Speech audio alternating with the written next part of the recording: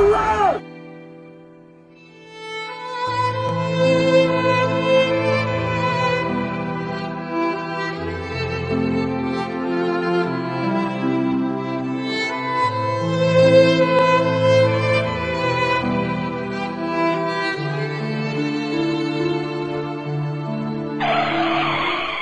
Wait a minute. Is this all that Luton has to offer? Is the situation really this hopeless? If relying solely on the images and information put out by the media, it would seem so. But what do the people of Luton have to say about themselves? What hope do they see despite the negatives? Luton, I think it's a small town, but it's a good place. It's very tightly knitted, so everyone sees everyone all the time. What is positive? Diversity. Get ready to see Luton as you never have before. This is Luton, behind the scenes of hope.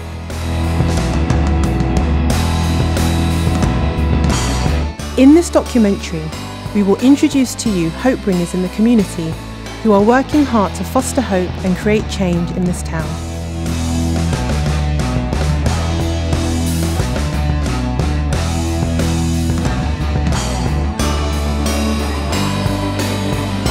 Gavin is the founder of Clarehead that has a charity called Made in Luton, a multimedia company in the heart of downtown Luton.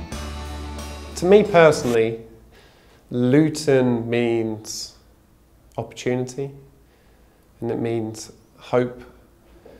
It means people rebuilding their lives a lot of the time. That's what Luton has been kind of known for. Made in Luton came about from growing up in Luton and thinking, actually, why are some of the things happening in Luton as they do? What good can come of this town?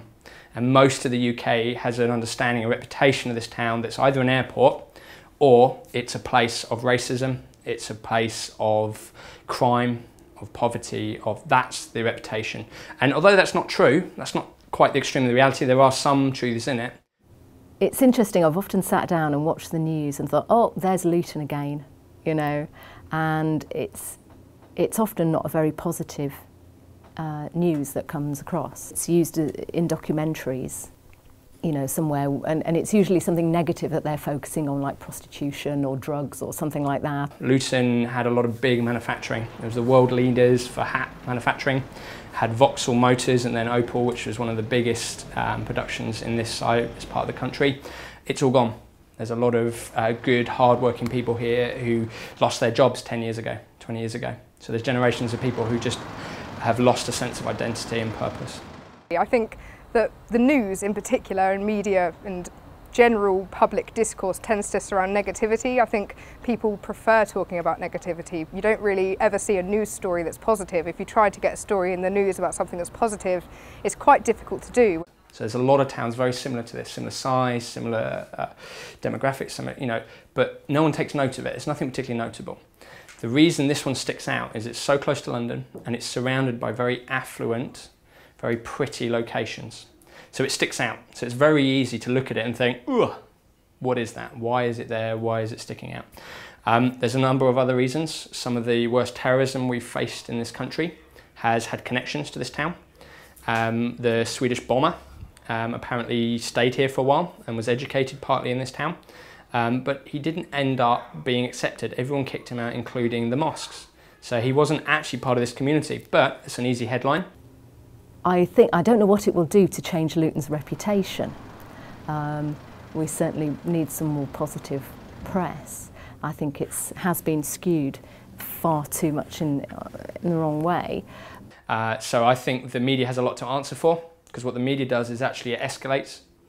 And I really believe in the power of speaking over a place. If you sit there and tell people regularly that this is a place of disunity, it becomes that more. I live in Luton, I live in Rumfold, also known to people my age as the third city.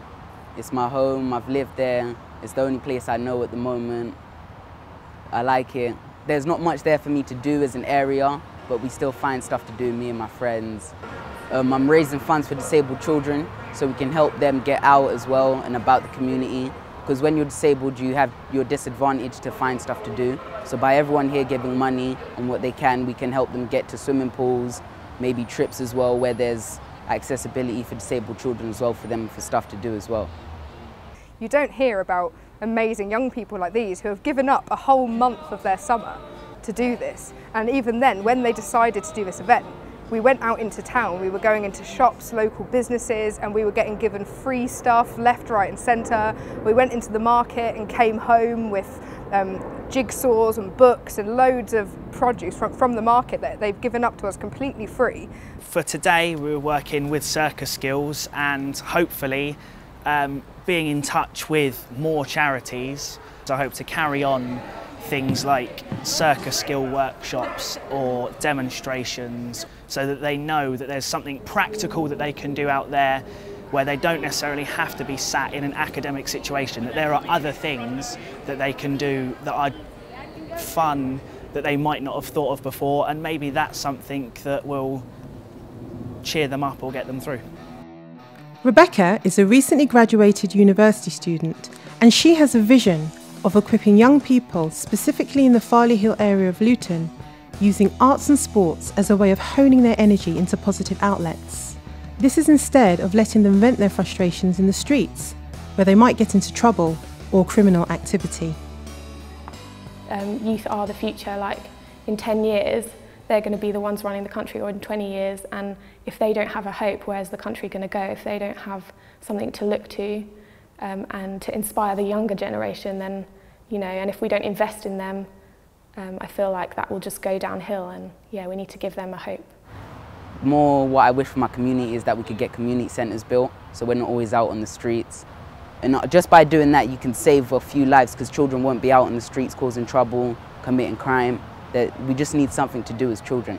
You know, 90% of these kids who could get into trouble, they don't actually want to get into trouble. They actually want to make something of their lives. But like I said, it comes back to that platform for hope for them. Community centre. It might be like fun.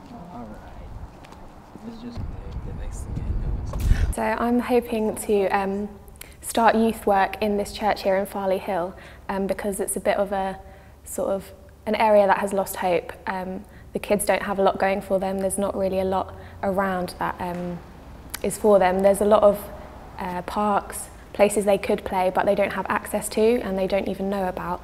In my opinion, the way to get young people to do positive things and to get involved with charity and giving and doing things in their community is to tell them what's available. And I think a lot of the time that's the issue, is that people do not know what they're capable of and they don't know what they can do.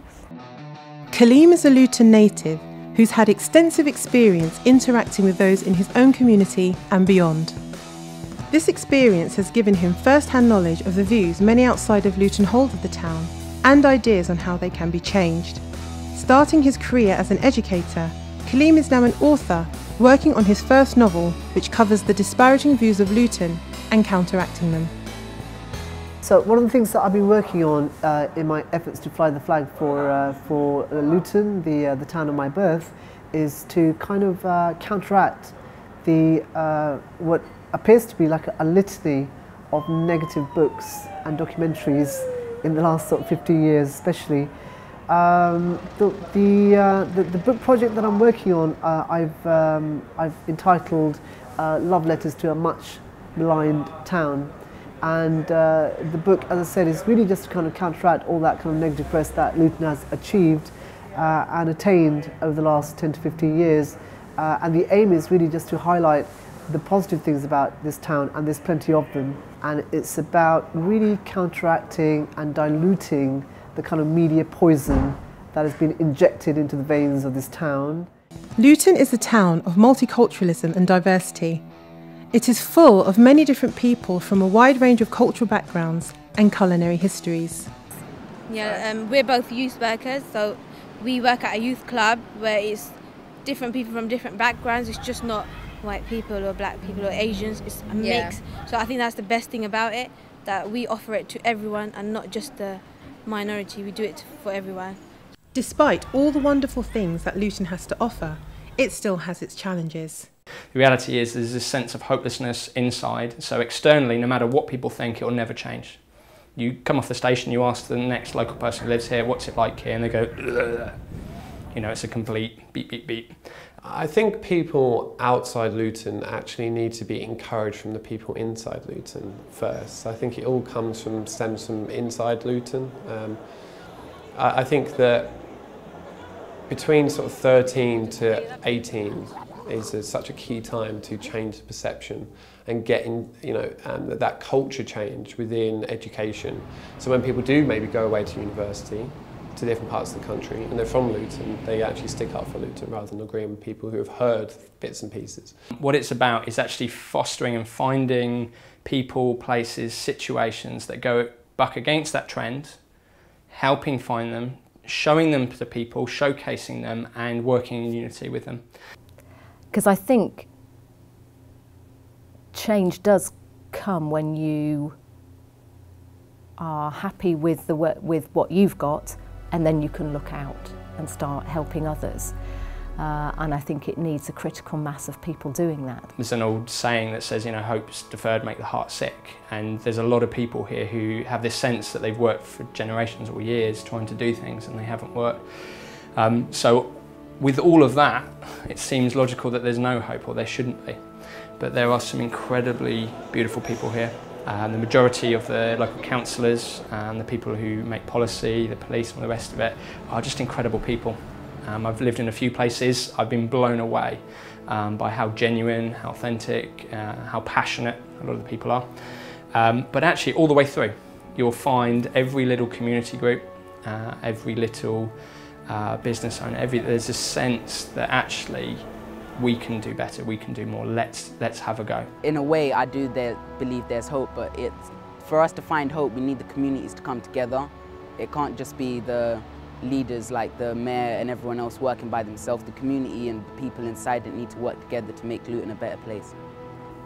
A big part of us moving forward, I think, is to continue to encourage and harness programs working alongside major organisations, charities, to be able to produce creative works. So there's lots of creative people, especially in this area that we're in, that have been going for a number of years together.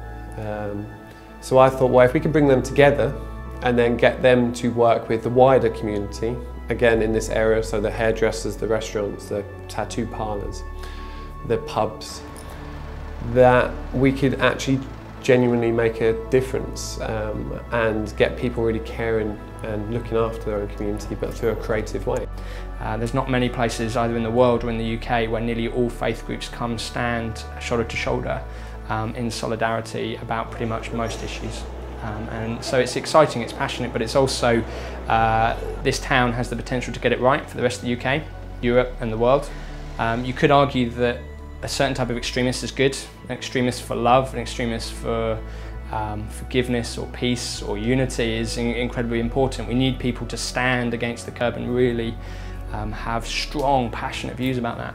But an extremist that brings hatred, that brings division, that tears communities apart, doesn't belong, not just in this town, but anywhere. Well, there it is. Luton is a place of hope. It is full of people who are doing their best and putting forth all their effort to change their community for the better. And there is room for you and me to get involved. Luton is a town like any other, with its problems and its praises. But the issues are not insurmountable. They can be transformed when we all work together to honour local businesses, educators and community workers and join them in their endeavour